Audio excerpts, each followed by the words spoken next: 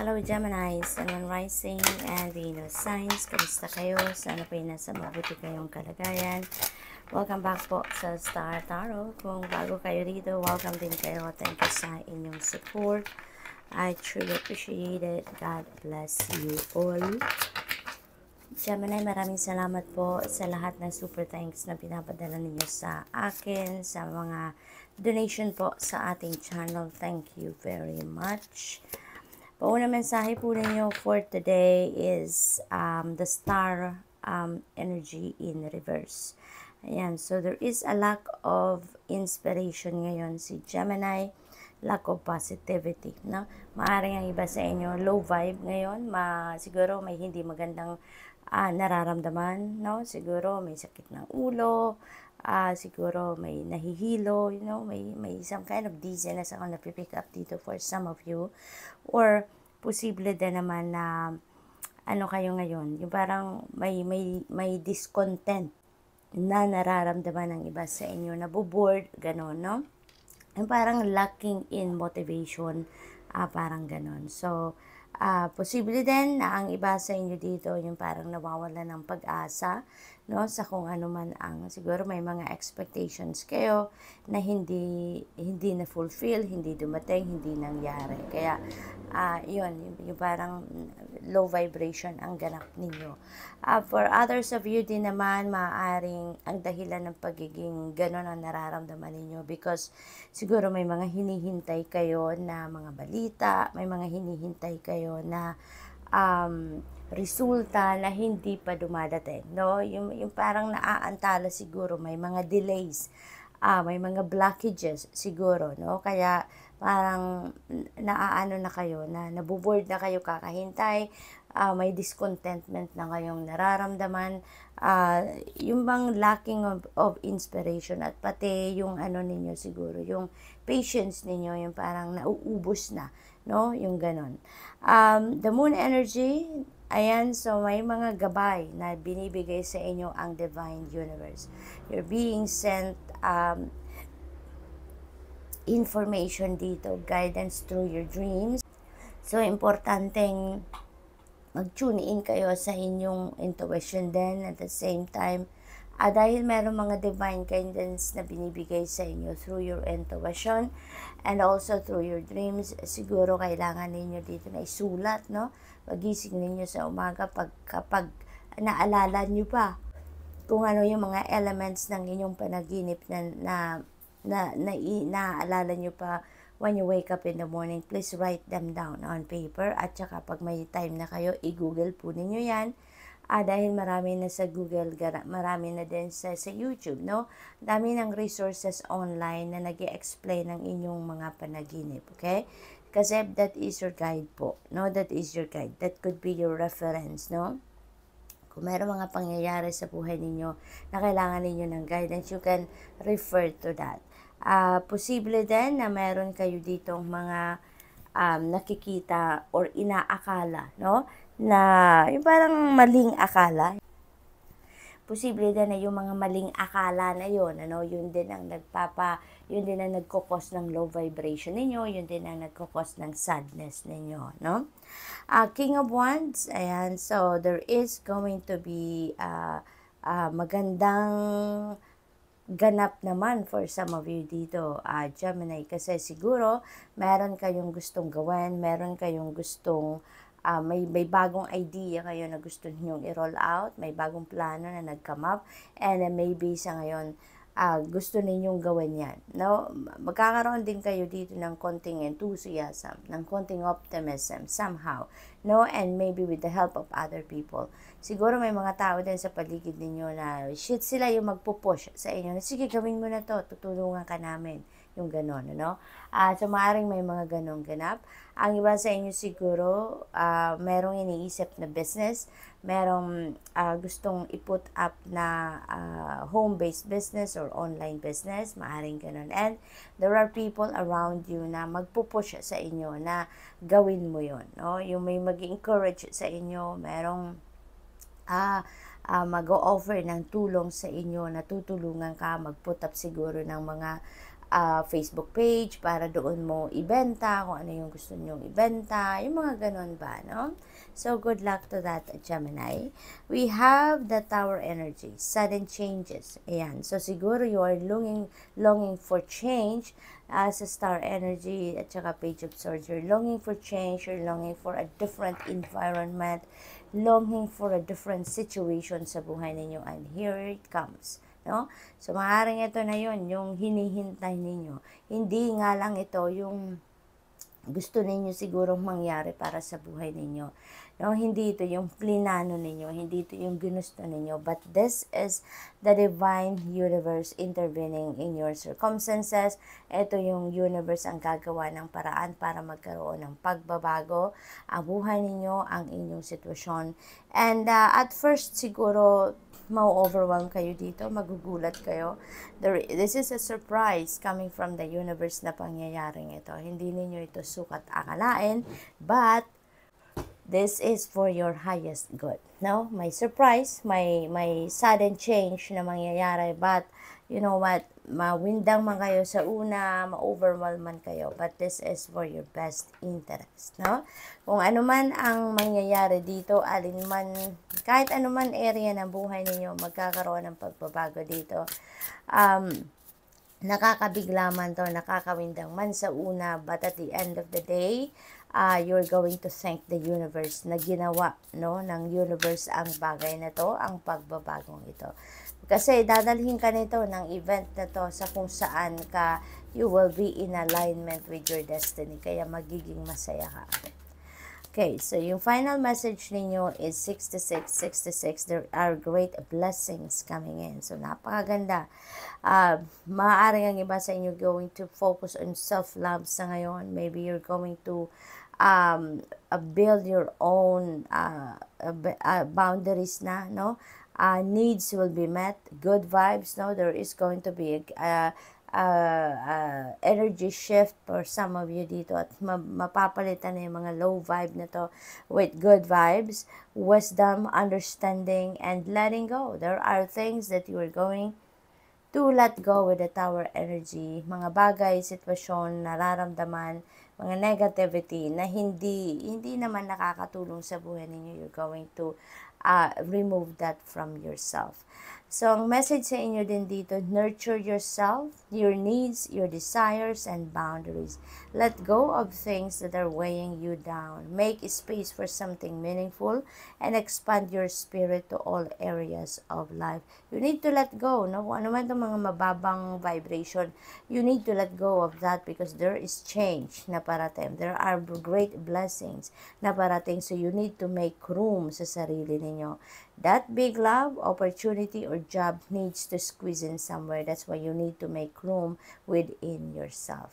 So, good luck, Gemini, and that's all I have for you for today. Thank you for watching. Love and light. Namaste. Hello, Libra, Sun, Moon, Rising, and Venus signs. Kamusta kayo? Sana po yun nasa mabuti kayong kalagayan.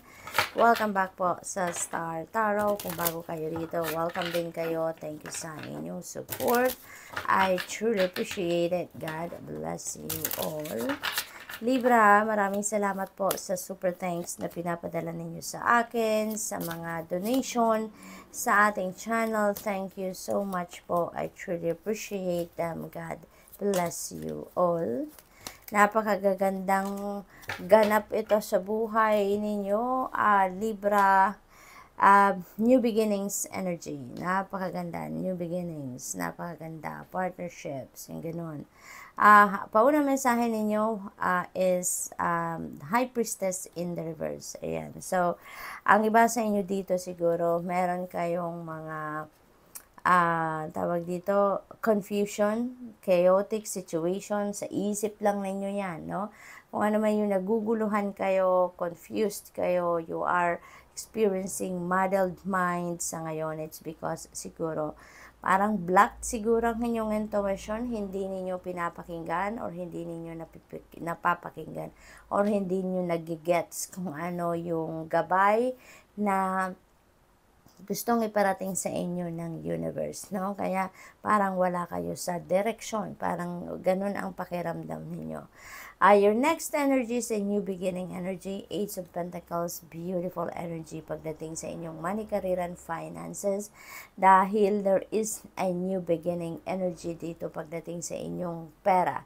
No? May mga blessings, financial blessings, or financial opportunities na parating sa inyo na ito yung pagmumula ng inyong continuous inflow of money. Maaring meron ditong bagong trabaho, bagong career, bagong business venture na yun ang pagmumula ng inyong pera din, no? Na continuously magro-roll yan, no? Sa buhay ninyo. Maaari din na meron ditong mga panalo, no? Maaring mananalo kayo as a game of chance. Maaari din na may inheritance. Maaring meron magre-regalo sa inyo ng pera. Maaring meron magbabayad ng pera sa inyo, sa mga utang nila, yung gano'n, no? It could come from different sources yung pera ninyo. Maaaring doon sa mga financial opportunities or merong blessings talaga, financial blessings na dadating sa inyo. And saan man manggagaling ang inyong pera dito, Libra, that is going to change the landscape, no, ng inyong finances. So, napakagandang opportunity to for you. Tower energy, this is also a sudden change coming in. So, meron ditong matatapos na chapter sa buhay ninyo and you are going to start towards a beginning of a new endeavor, of a new situation sa buhay ninyo. So, merong magsasara at merong magsisimula dito, no? Maaaring sa una, because this is a sudden change, there is a surprise element sa mga pagbabagong ito. Maaaring mawindang kayo, ma-overwhelm kayo, mapagod kayo, yung mga ganon ba, no? Maguluhan kayo. So, maaaring may mga ganong ganap, but at the end of the day, you will thank the universe na ginawa niya ang pagbabagong ito because there is a divine intervention dito. This is karma at play, no? Dito sa buhay ninyo, Libra. So, yung mga pagbabagong ito, gawa ito ng universe. Hindi ninyo ito idea, hindi ninyo ito, hindi kayo ang gagawa ng mga pagbabagong ito. But, ihahain lang sa inyo ng universe ang mga pagbabagong ito and it will have a direct effect on some areas of your life, no? Pero kung saan man kayo dadalhin ng event na to, ng pagbabagong ito, you will be in alignment with your destiny, no? Ikakabuti ninyo ito, ikakaganda ng inyong sitwasyon. The full energy also is a new beginning energy, Libra. So, punong-puno kayo, nababalot kayo ng changes, nababalot kayo dito ng pagbabago sa iba't ibang area ng buhay ninyo.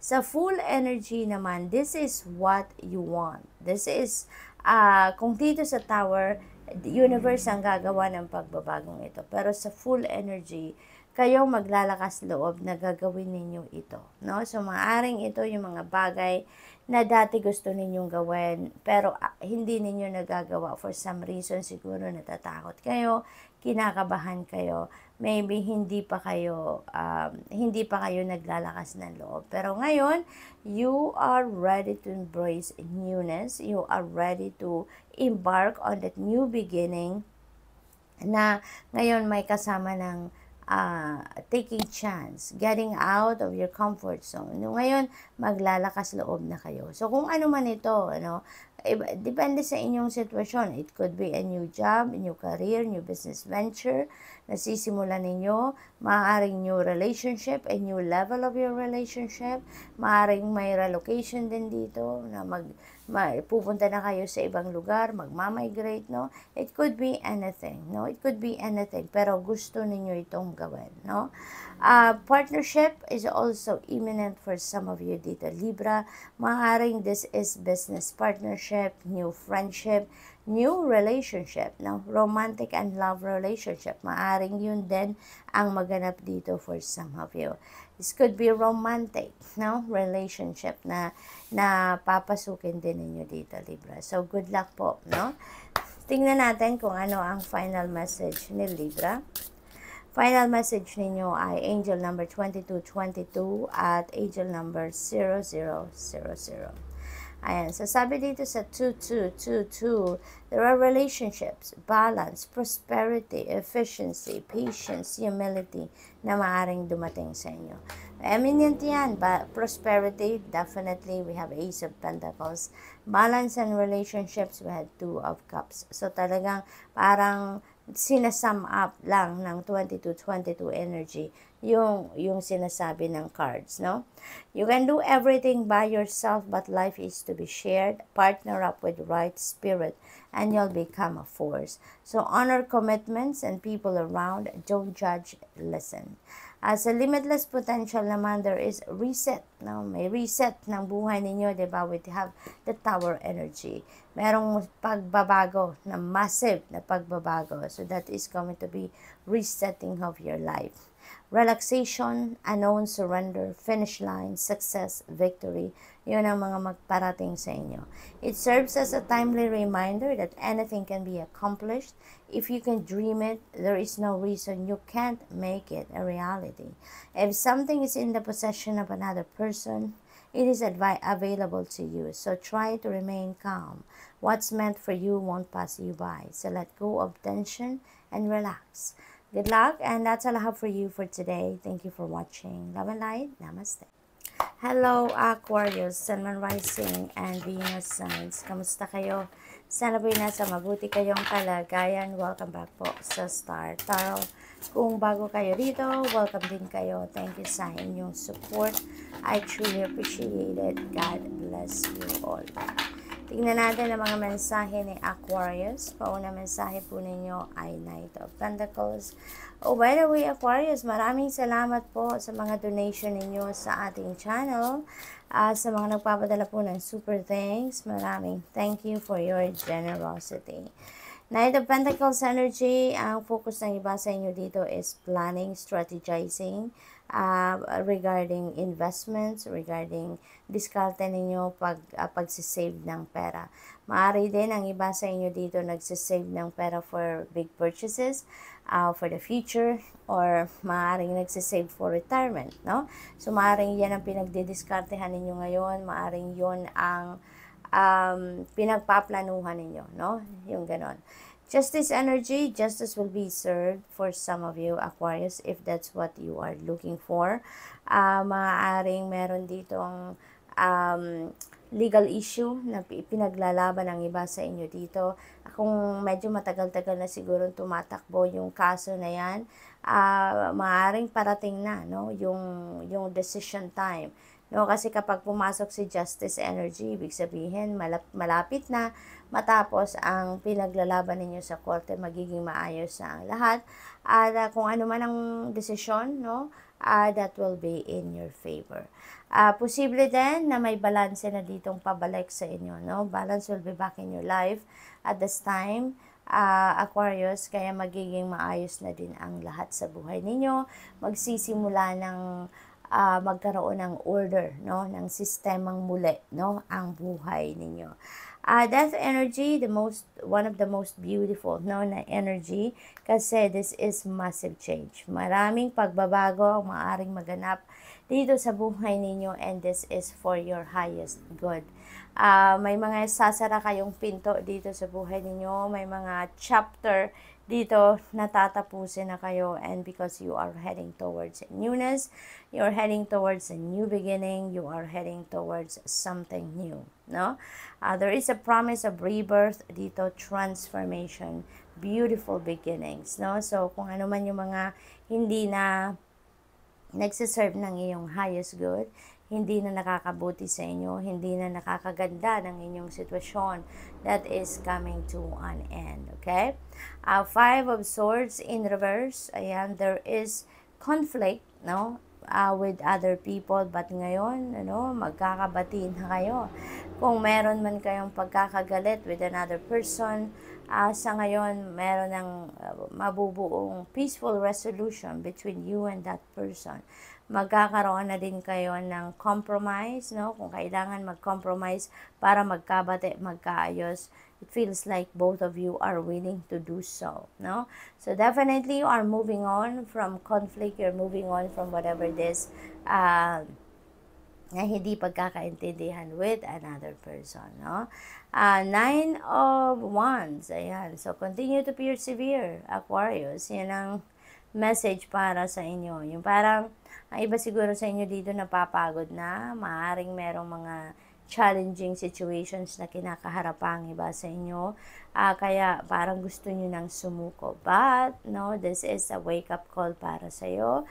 This is a heads up na huwag kang susuko, Aquarius. You are almost there na sa kung saan, kung ano man ang gusto ninyong patunguhan dito, kung ano man yung gusto ninyong marating.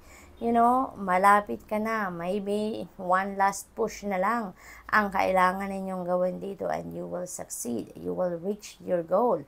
Kaya wag kang susuko. Instead, persevere because success is within your reach na. No?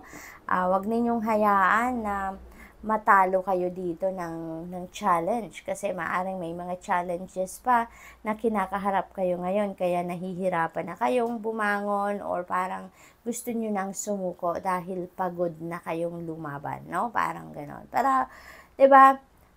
Kahit ano man ang sitwasyon natin na mahirap sa buhay natin, wala namang binibigay sa atin ng universe na challenges na hindi natin kayang labanan, hindi natin kayang lagpasan. Kaya, just hang in there, no? Hang in there, keep your hope and faith alive.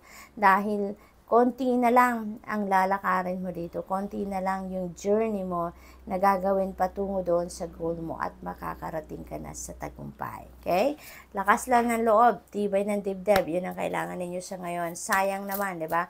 You've come this far para i-give up lang kung ano man yung mga ininvest na ninyo dyan na pagod, attention, effort, resources, pera, di ba?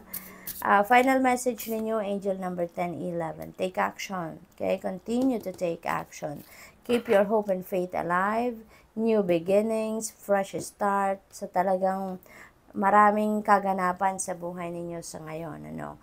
This is a call to action to move forward. So continue on. No? Aquarius, continue on. The sooner you get going, the sooner you will accomplish what you set out to do.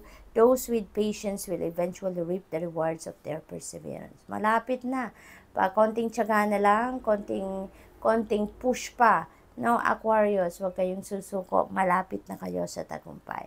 Makukuha nyo na yung bunga ng iyong pagsisikap, pagpipersevere. Okay? Good luck and that's all I have for you for today. Thank you for watching. Love and light. Namaste.